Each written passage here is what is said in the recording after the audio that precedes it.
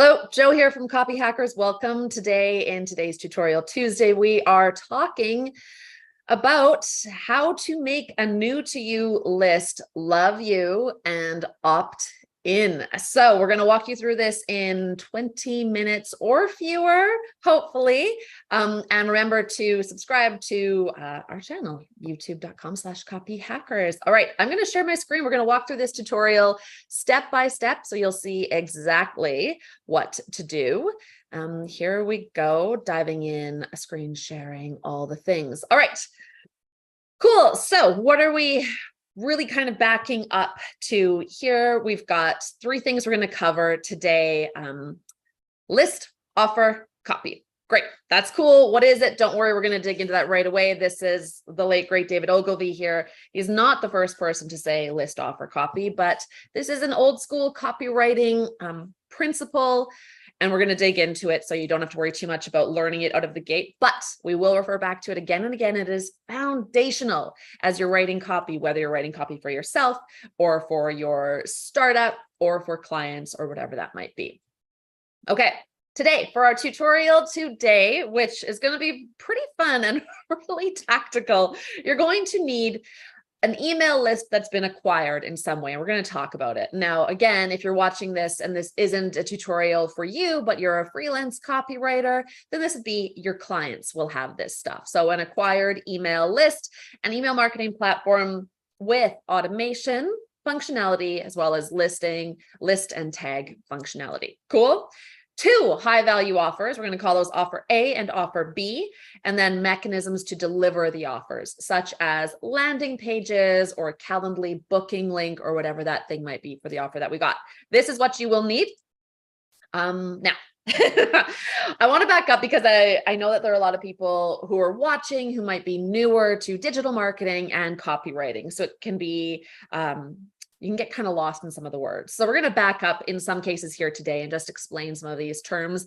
If you already know them, cool, good check mark for you. If you don't, hey, we're going to walk you through that. So what the hell is a list? A list is a database of email addresses, traditionally of mailing addresses, but today it's typically going to be email addresses of people who have signed up to receive value from a certain sender. So X sort of value, that's the offer they first wanted. And they agree like, okay, give me this offer, give me this thing, this value, and I'll let you keep emailing me until I'm done hearing from you. And then of course, Y group or the group is important here because the sender is a big part of how you get emails opened, which is a big part of what we're talking about today. So how does it work? To get on most lists, this is the usual way that a person gives up their email address. They opt in to receive an offer. In this case, this is swiped from Donald Miller's website, where the offer is get a special video explaining what Donald Miller has discovered that small business owners want in an event, whatever. This is for event organizers. Okay, so you opt in, you enter your, in this case, name and then your email address in a web form or via an app. We've all gone on lists like this. This is how you start getting emails from J. Crew. Many brands take the opt-in extremely seriously, and this is very, very good. That's because senders like MailChimp, ConvertKit, ActiveCampaign, they take it very seriously too. So those brands that take it seriously also use what's called a double opt-in, which means if I sign up on your web form, then it says, great, go check your email to get the thing that you just signed up for. Then I go to my inbox, and once I open and click a button in there, such as this one, the confirm account button you're seeing here in this example, from there, I have now double opted in. That means I haven't just entered an email address. It could have been anyone's email address. It could have been filled with typos too. I've gone further. You've sent me the email with the offer in it, and then I say, yes, please, I want to get that from you. Double opt-in is a best practice for list building. This is important because we're talking about acquiring a list, not by doing this today. So it is very, very important that you have engaged people on your list. List size is not the important thing. Engagement is the important thing. So if you're worried about growing a giant list, that's not the point. We want to make sure that only people who want to hear from you are on your list. So marketers like Copyhackers, and this is an example from Grin Marketing, we send out emails that say, hey, are you sure you still want to be on this list? Are you still want to hear from us? Click this button, in this case, to stay subscribed. For us, we'll often do some additional offer in order to get you to come back, or to get you right off the list. If you don't care about getting this stuff from me, I don't want you on my list. And that is a very good practice across the board. I know that there's a lot of hype around building your list. Nothing is going to matter about your email list if people aren't opening it. Again, this is really critical because we're talking about new to you lists today. And what does that really mean? So a new to you list means you bought the list. That's a doable thing. People buy lists all the time. You were given the list by someone that they trust, like today's example in the email. If you subscribe to our emails where I invite you to these tutorials, I explained that today's tutorial is based on a question we got from a copy schooler who is speaking at an event. And the conference organizer said, hey, all our speakers get a copy of our list. So everybody who signed up for the event, you'll get their email addresses. So I, as someone who's attending that event, give my email address to the event organizer, and then they distribute the list to other people. But I trust the event organizer. So that's one way to get a new to you list, or you borrowed the list from a partner. Let's say that you were able to sponsor a list, like you sponsored Marketing Profs, so you could send an email to Marketing Profs list. That's another way that you're targeting a new to you list. Cool. So what do we do with that, right? That's the next question. Now, this Google has been really weird. Our slides have been weird with the animations. Okay. When you buy or borrow a list, you skip the part where the subscriber opts in or double opts in. They have not said yes to hearing from you. So you need to do that first. And your clients, if your clients are buying lists or borrowing lists, you need to coach them to do this step first. They have to get people to opt in. If you don't, your deliverability score goes way down. We are not talking about that today in today's tutorial, but we've done countless tutorials and we cover this inside 10x emails. So there's that whole thing. Don't worry, you can learn about deliverability. Just know that if people aren't opening your emails, or if they're calling you spam, that is a signal that you are not a good sender and your deliverability score gets hurt. And if that gets hurt, your whole list is for nothing. What was the point in buying, borrowing, building your own list when you're just going to have a poor deliverability score? So the best practice, for good reason, is to get them to opt in. How do we get them to do that? We need to then, if we're going to send them an email, we need to get them to open that email and then give them one hell of an offer so that they say, yes, you can keep emailing me. That's what we need to focus on. That's what this funnel that we're going to talk you through today is all about. Now, what does that translate to practically? On the page, this, getting them to open and giving them one hell of an offer, translates to a subject line and kind of a from name, usually yes to from name, but we're going to talk about that. And then the thing that makes them click. So an offer is the thing in the email that makes you go, okay, and click or tap on your phone, whatever the case is. But we need to focus on the subject line and the thing that makes them click. Just to be clear on this, the from name is showing here over on the left. The subject line is showing over here on the right. This is what the inbox for Gmail looks like. It's what a lot of inboxes look like, and there'll be pre-header text in some cases too. Now, terminology-wise, it's a subject line. It's not a headline. If you call it an email headline, that's not what it's called. It's called a subject line. Going forward, don't call it a headline. It's a subject line. It's completely different. It's doing a very different job from a headline in copywriting. So just keep that in mind. Subject lines are their own beast, and they can't be tackled the same way that a homepage headline can be. Okay, so knowing that, making sure that we're all talking with the same language, the from name. Very typically, your from name is what helps get your email opened. Again, we teach this all over the place too.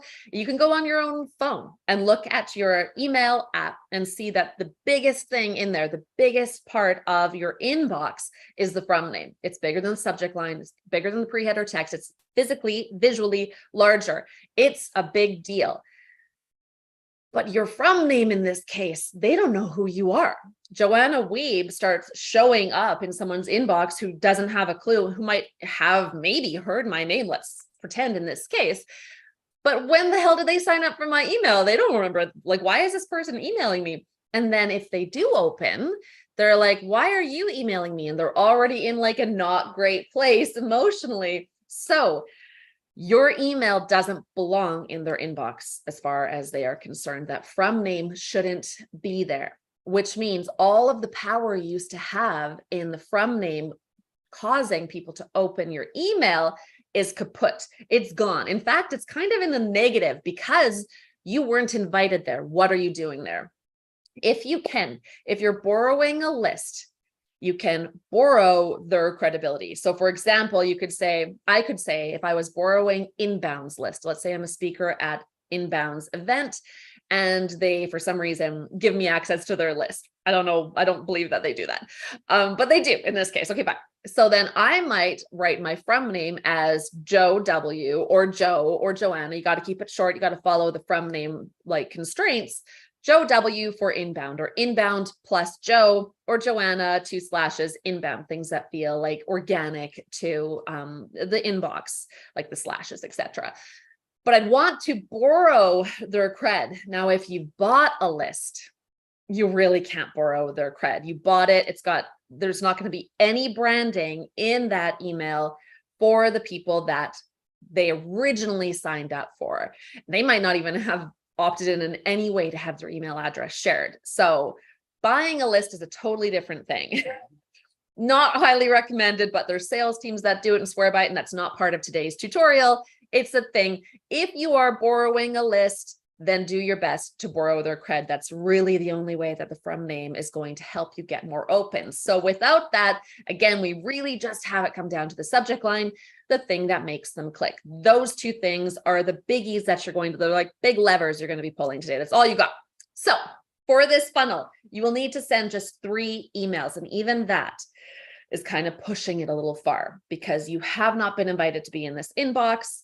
It's a little tricky to send 3 emails. So like watch, it might only come down to 2 emails depending on how people are responding to the emails you're sending. If nobody's opening, nobody's clicking, don't send the 3rd email. It's not going to be good. But we're not going to get into that. We're just going to talk about like the core, basic, fundamental way to get this new to you list to start saying, yes, you can send me emails. Email 1 is going to have that first offer. I mentioned you're going to have 2 offers. The first offer, offer A, it's got to be good. We're going to talk about that offer. Second email will have offer B. This is a completely different offer because if offer A didn't work, we can hypothesize that it didn't work because the offer was wrong. Now, there's lots of reasons it might not have worked. So we're going to talk about that too. And then email 3 can be either offer A or B. So if you've given enough time to see how this automation is working, how did offer A perform? How did offer B perform? Then you can say, okay, offer B was better than offer A for getting clicks or getting a response. So let's send email 3 is going to be offer B, or it's offer A, or it's both. You want to win these people over, go out with your best possible offer. But point is, there's 3 emails, each has an offer to focus on. Alternatively, if offer A was really strong, but we're going to talk about why it might not have got the responses that you were looking for, then you could send offer A again and then offer B. Point is, you're going to need 2 separate offers. Now, what are we talking about when we're talking about the offer? A lot of people get very confused about the offer. So I'm going to break it down for you. If it still doesn't like click, don't worry. Keep looking into it, keep researching it, keep watching tutorials where we talk through this stuff. Go into 10x emails if you're a copy school student, and you can learn all about offers and about list. So we've got list, offer, copy in this order intentionally. List is the most important thing. When it comes to copywriting, to conversion rate optimization, to all the things that get people to say yes, who you're talking to is the most important thing. Then comes what you're talking about, and then how that is communicated. So you bought the list, you got the list, you need to now earn each subscriber. Then comes offer. You earn each subscriber by giving them an irresistible offer. And then you get into copy. This is not a tutorial on writing that actual email. You have to plan those emails out, and you've got to spend more time on your offer than you do on writing the copy itself. People overlook the offer. People don't understand how important the offer is and jump straight into, oh, Joe said, worry about my subject line and get them to click. So I'm going to come up with a bunch of subject lines, or get AI to come up with a bunch of subject lines. And I'm just going to like write a bunch of stuff and make sure that the CTA is really big. Like, no, offer. This is a tutorial about focusing on that offer as you move through these different paths to get people to opt in to your list. So an offer is something like this. This is an email that I got yesterday, so I just grabbed it and threw it in here as an example. 15% off is a really clear offer. There's a coupon code associated with it. It's really like this tight little offer. It makes a lot of sense. That doesn't mean, I just want to be clear, you don't have to have a discount or a dollar amount off, a percentage amount off, or anything like that. There doesn't have to be a coupon code for you to deliver an offer. Offers come in all shapes and sizes, but they don't have to. I know there's like a myth. There's like this confusion, like, oh, for me to have an offer, it has to be a discount. Nope, untrue, not true. So don't worry if you're like, my clients won't let me discount their product. Totally, I get that. Discounting has all sorts of problems. So yeah, it doesn't have to do that. Again, we teach this all in 10x emails, but we teach it in all of our tutorials too. So you can go on copyhackers.com, you can go through our YouTube channel and see lots of tutorials on your offer. Now, coming up with the offer is a whole other thing. So a good way to come up with the offer is to think about, what is a lead worth to me in their first month versus their lifetime, or in their first week versus their lifetime. And then you can use that dollar figure to basically guide you as you develop these opt-in offers. What do those look like then? So we're going to have, okay, two examples here are in month one. The first month that a customer or a lead is with you, they might be worth $50 to you. Maybe you have like a bundle of books, you sell them for $50. You have like a sweater for $50, some sort of download for $50. They're worth $50 to you basically in the first couple of weeks of their life. But over time, as they stay on your list, they might be worth $2,000. So you could start at $50, or you could go as high as $1,000 or more if you have a really solid funnel, all of the things that need to be in place for you to then recoup that value. But the point is, at a starting point, at minimum, a $50 offer is what you should be offering to people who are, my dog is here, to people who otherwise you would have to go out and go on Facebook and give Facebook $50 to acquire this lead. All the different places you go to acquire a lead, it's not free. So if you got a list, you borrowed a list, you paid some money already for it, then deduct that, but you still do need to think about how this offer to opt into your list needs to be real, and it should have a dollar figure associated with it. So what are some great offers for like new to you leads? The backup on how these offers should work is they should closely match the value that they expect from you if they may know you. So let's say you are a speaker at an event. I'm a speaker at Inbound, and Inbound gives me their list.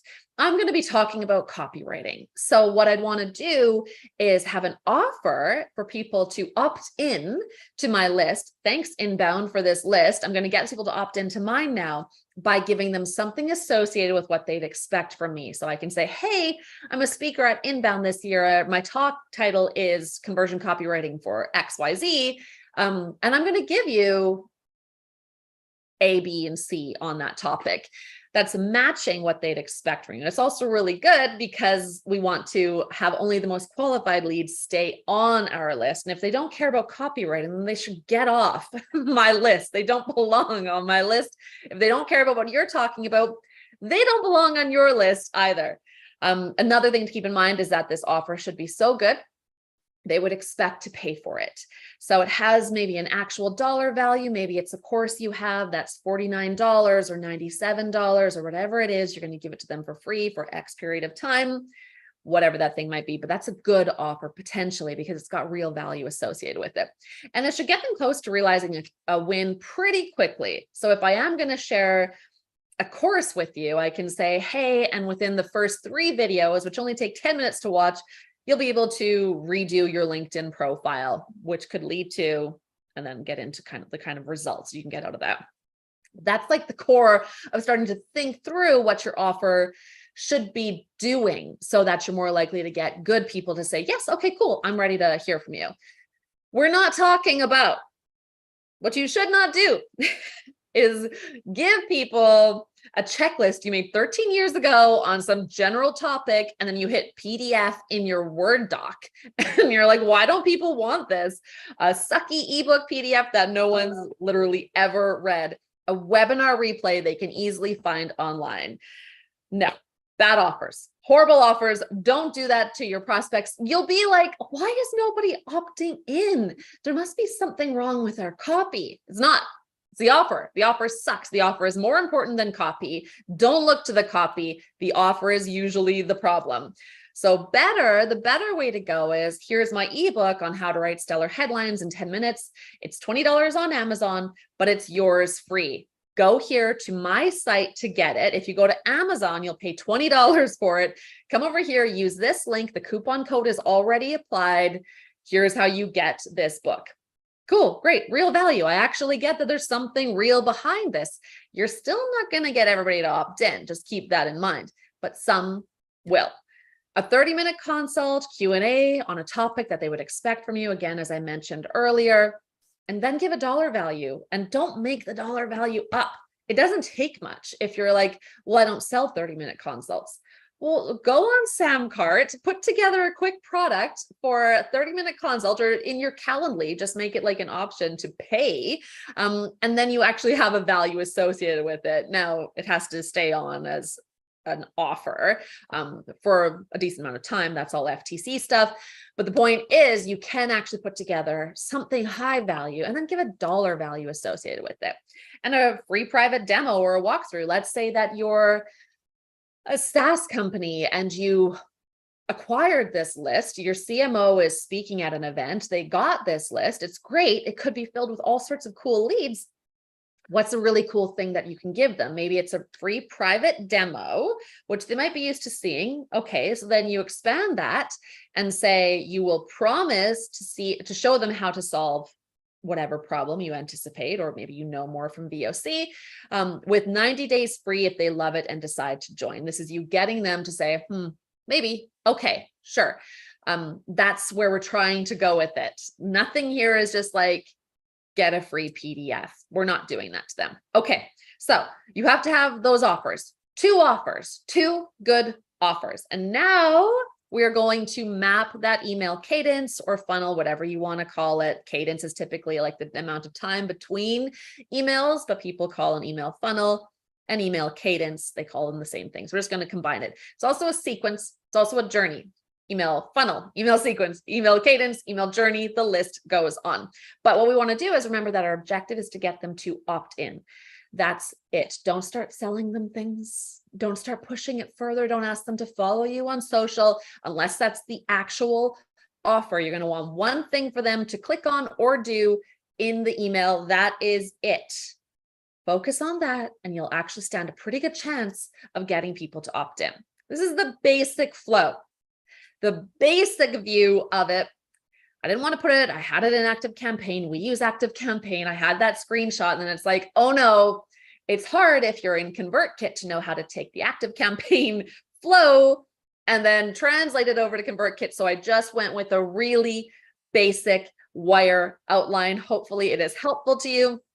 Email 1 has offer A. That's all just focused on that one offer. Now, the best signal of an opt-in is when the recipient or subscriber hits reply and sends you something. So a really good practice for the first email, no matter what, in any flow you've got, the incredible practice is have them hit reply and send you something very short, like yes, or count me in, or something really small.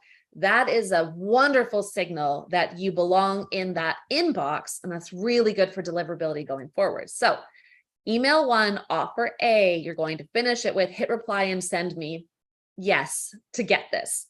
If they hit reply, then you're going to engage in actual one-to-one emailing. And that could be, you might have a support team or something like that, or it might be you. And if after 3 days they have still not hit reply, then email 2 gets delivered, and that's going to have offer B in it. Now, this is where I was saying, like, hang tight, because the reason that they didn't respond to offer A may not have been that it was the wrong offer.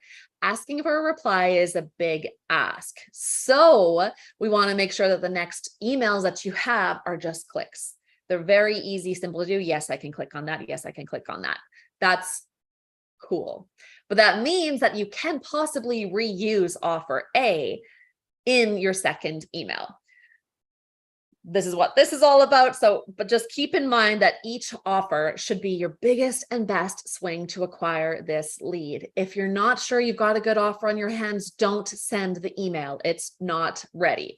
Okay. So offer 1 is out of the way with that first email. Now email 2 goes 3 days later. This is not the normal cadence, by the way. Normally, when you have a new subscriber who has opted in or double opted in, you're sending emails more frequently out of the gate. They have not opted in. We are trying not to spam them. So we want to give them some time to engage with that first offer in that first email. And then if they haven't said thumbs up, yeah, I want that thing, now we send email 2 with offer B, and they click to go to the landing page where offer B is delivered. After 3 days, if they still have not clicked, then they go and get email 3. That's the last email that they'll get, after which you will delete them. Now, I want to focus on offer here. I know you're like, Joe, you have. I haven't. I haven't focused on it enough, because I will still, for the rest of my life, I know I'm going to hear forever and ever, what's an offer? How does the offer work? Oh, the offer is important. It's fair. That's fine. It's not something that's commonly taught. And that's the problem. Copywriting is commonly taught. List building is commonly taught. Offer optimization is not. So I do want you to keep in mind, though, that your offer is your most powerful lever in this flow for this particular group, because you didn't acquire the list the right way. Thus, you have to ignore list and focus on offer, and then copy. Those are the 2 levers you got to work with. That is it. Now, I already mentioned that you could optimize this flow by sending offer A again in email 2, etc. So this might instead look like offer A, then offer A again, then offer B. Pretty much the same otherwise, though. So it's really up to you to decide how you're going to put those offers together, but that's the way it is. 10 days after that first send, you delete, as in a hard delete, where you go into the contacts, you highlight everybody who doesn't have a certain tag associated with them from this list you bought, and you select all, delete. ConvertKit, active campaign. They warn you. Are you sure? Like, you're gonna have to type delete in here in order for us to do this. You are. Get rid of everyone who hasn't replied or clicked. They don't want to hear from you. That's okay. It's not personal. They don't want to hear from you. They're allowed to set their boundaries, and they have told you, no, I don't want to hear from you. Delete them. They'll come back later when they discover you in some other place, doing some other cool talk somewhere. They'll fall in love with you later. Now is not the time. Get rid of them. That really leads us to copy. We're not talking about that in today's tutorial. We're actually at the end of our tutorial time. I've got a couple of questions here that Mike has chatted over to me. But remember, with copy, depending on who your audience is, but in almost all cases, if they're hearing from you pretty cold, don't go long with your copy. Long copy works like gangbusters when someone's been warmed up. Long copy is the way to go when you're at the end of a funnel where people have been warmed up to all of the parts. It is no time for long copy now. Focus on brevity early on. You are just trying to get the click or the reply, not $1,000 or whatever else you might want to offer them or sell to them later on. If you're wondering about this stuff, it is in 10xemails.com as well. So head over there. That's part of Copy School. If you're already in Copy School, well done you. And you've got all this training inside of there already. Now, these questions that are coming in for those who are watching the live stream, Mike has chatted to me a question. Can the FAQ section on a, oh, this is a completely different topic, but we'll take it anyway. Can the FAQ section on a page be used for laser focused targeting? It's an interesting question to ask at the end of this, but this is Copyhackers training, so it's completely fair.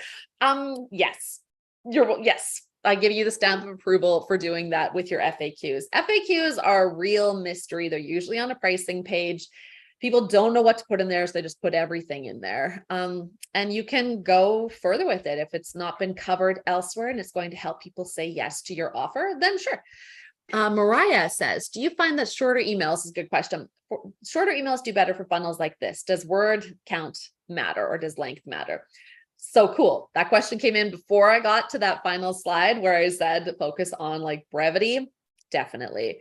Shorter emails, and that's almost always, it depends on who you're contacting. But for a funnel like this, focus on short, get them right to that offer, show them the value of the offer. The words you're spending in that email should make them trust you and then feel really good about saying yes to this offer that you've got. Okay, that is the end of our time. Thank you for sharing your questions, and I hope that you find this valuable. If you buy or borrow a list, we will see you in our next Tutorial Tuesday. If you like what you saw, don't forget to subscribe.